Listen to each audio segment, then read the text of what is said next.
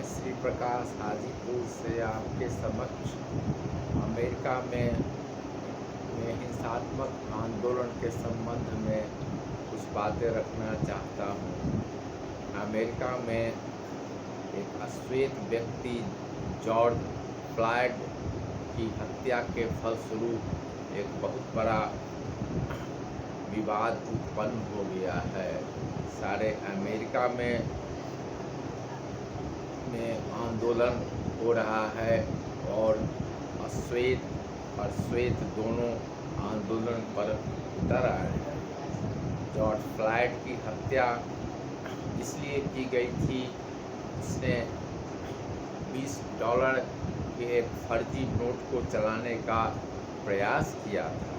उसे एक श्वेत सिपाही ने गिरफ्तार करके निर्ममतापूर्वक हत्या कर दी। उसके गर्दन पर अपने ठेहुने को तब तक रखा जब तक उसकी मृत्यु नहीं हुई। इस घटना के फलस्वरूप सारे अमेरिका में विरोध हो रहा है। लोग सड़कों पर आ गए हैं। अनेक शहरों में कर्फ्यू लागू हो गया है। यह स्थिति कैसे उत्पन्न हुई?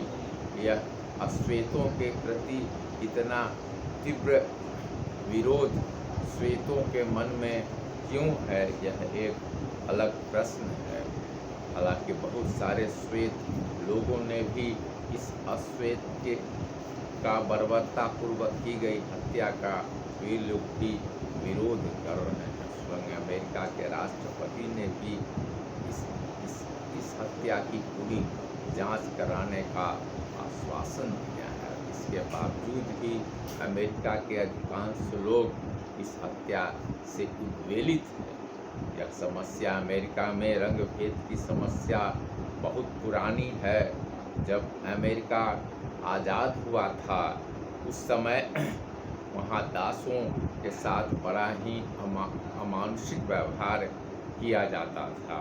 बहुत सारे दासों को अफ्रीका से जहाज़ों पर बैठा करके वहाँ कार्य करने के लिए अमेरिका लाया गया,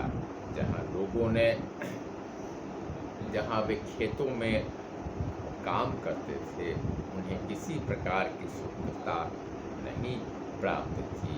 अमेरिका के पूर्व राष्ट्रपति स्वर्गीय अब्राहम लिंकन ने दास प्रथा के विरुद्ध आवाज़ उठाया और उसे समाप्त करने का निर्णय लिया, जिसके फलस्वरूप अमेरिका में गृह युद्ध हुआ और गृह युद्ध के समाप्ति के बाद दास प्रथा के विरोधी राज्यों को विजय श्री प्राप्त हुई और अमेरिका से दास प्रथा समाप्त हो गया। इसके बाद मार्टिन लूथर किंग जूनियर ने भी, जो अश्वेतों के नेता थे, उन्होंने भी रंग भेद का ज़बरदस्त विरोध किया और सारे अमेरिका में रंग भेद को समाप्त करने के लिए आंदोलन किया। वे गांधी जी के बहुत बड़े अनुयायी थे। उन्होंने बसों में बैठने के दौरान अश्वेतों के साथ जो दुर्व्यवहार होता था उसका विरोध किया और सारे अमेरिका में इसे लेकर के आंदोलन चलाया गया, जिसके फलस्वरूप अमेरिका के सर्वोच्च न्यायालय ने अश्वेतों को समान अधिकार प्रदान कर दिया गया। इसके बावजूद भी कागज़ पर तो अश्वेतों और श्वेतों को समान अधिकार प्राप्त है, परंतु व्यावहारिक दृष्टि से अभी भी अश्वेतों को दबाया जाता है।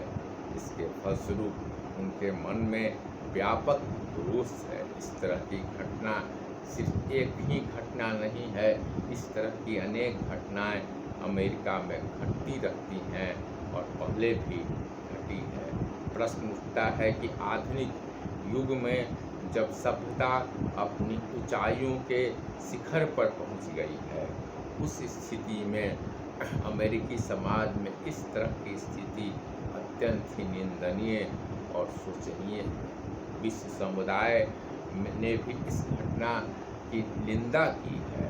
इसलिए जरूरी है कि एक लोकतांत्रिक देश होने के नाते अमेरिकी नागरिकों को समान अधिकार प्रदान किया जाए, सिर्फ कागजी तौर पर ही नहीं बल्कि व्यावहारिक तौर पर भी उन्हें समान अवसर दिया जाए ताकि वे अपने व्यक्तित्व का विकास कर सके, अपनी आकांक्षाओं की पूर्ति कर सके। आज अमेरिका एक और कोविड-19 महामारी के कारण बुरी